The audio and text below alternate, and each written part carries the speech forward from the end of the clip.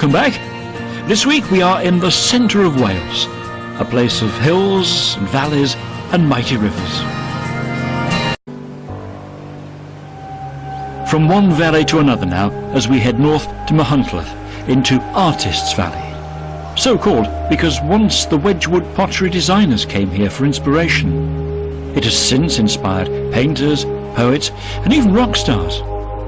But Sharon Girardi came here to give something back to the landscape by planting a whole forest. Here's her story in her own words.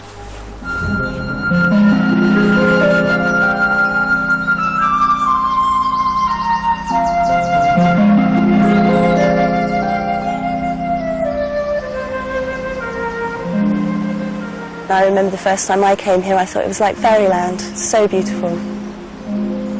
I'd wake up in the morning and open the curtains and I thought that I was still asleep and I must have woken up in someone else's dream.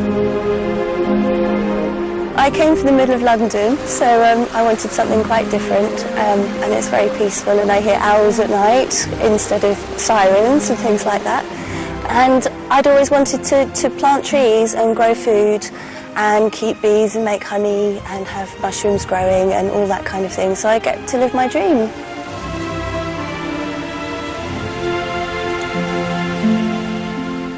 The site itself has 75 acres, some of which is gardens and some of which we're using for food growing and an orchard.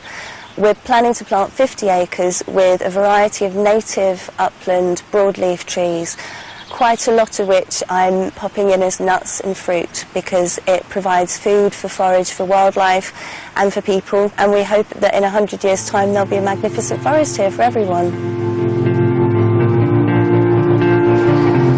Sharon and her team of volunteers follow a system called permaculture, which is all about growing the plants that we can use to sustain us.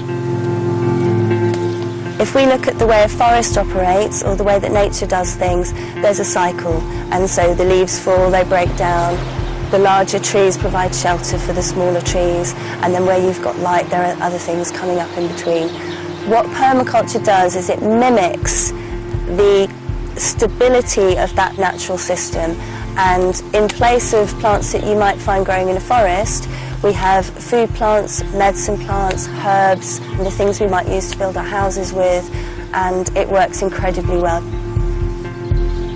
There are always things that can be added, so once you've got a nut tree or a fruit tree in, you can always plant some climbing beans and they will go up the trunk and they will produce another layer and another yield. So systems can become more and more complex and more beautiful and yield more and more stuff.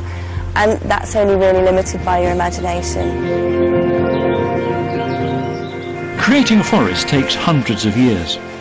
Already the Blaeneinion project is bearing fruit, but it's future generations who will really reap the benefit. I think when you consider that it can take 300 years for an oak tree to grow, a lot of what's going on here is something we do for our great-grandchildren.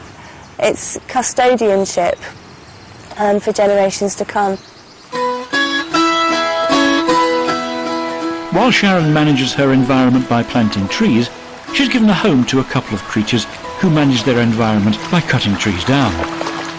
Beavers have been extinct in Wales for 400 years, but here at Blaeneinion you can, if you ask, come and see them in captivity, in a natural habitat which they have helped to create.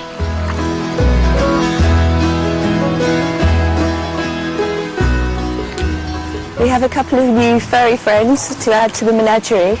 We have a pair of sisters, European beavers, who came to live with us in November of last year. They're settling in very well. They've chopped down quite a lot of trees, and it's quite remarkable to see the effect they have on their environment.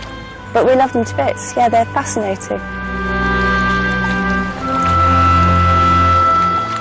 Artists' Valley is my home, and they're going to take me out in a wooden box. I can't wait to see how it grows and develops and all of the layers of wonderfulness that add on to it. I'm looking forward to my life here.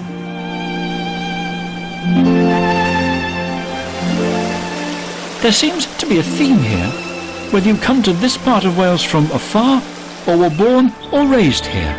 It is a hard place to leave.